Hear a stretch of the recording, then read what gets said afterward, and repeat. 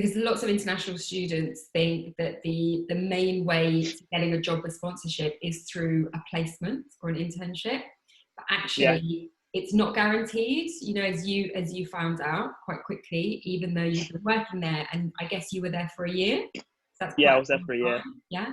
So they knew you had built your networks there, they trained you, and even still it wasn't guaranteed. So it's not always the best strategy. But first and foremost, it's knowing and being confident that the company can sponsor visas, because the placement is great to have, but you can't get too relaxed and think that's where I'm going to end up, because there isn't that guarantee at the end, unfortunately. And then the second thing you said is that the people that you were speaking to about it, maybe the people who organised your placement.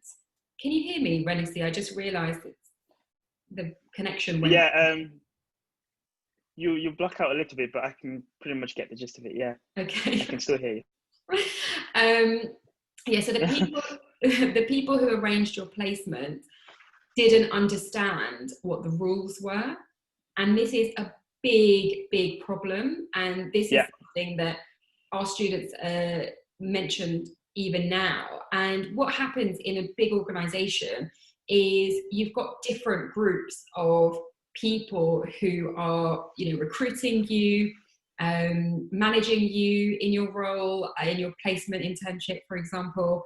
And then sometimes as a completely separate department, you have the people who are responsible for knowing if they can sponsor, and that entire process from start to finish, what documents you need, you know, if you're eligible, you know, all those things. And that makes it very, very difficult for you for international students to get kind of the answers that you need in order to progress.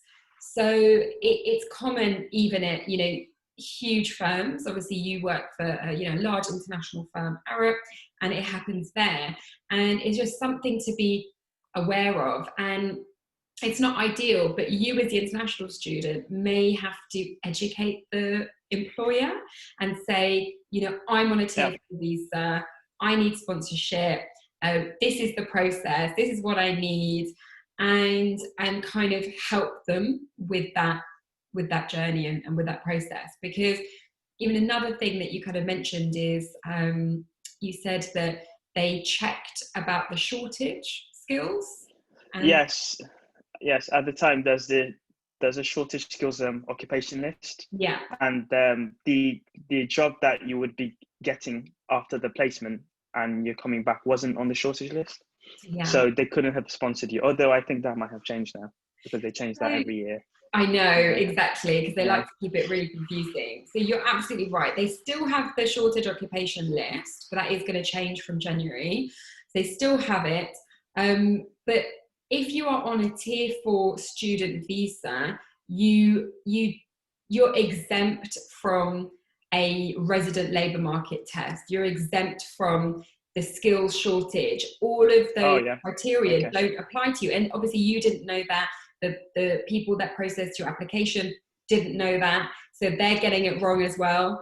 And that's where being armed by some knowledge it can help.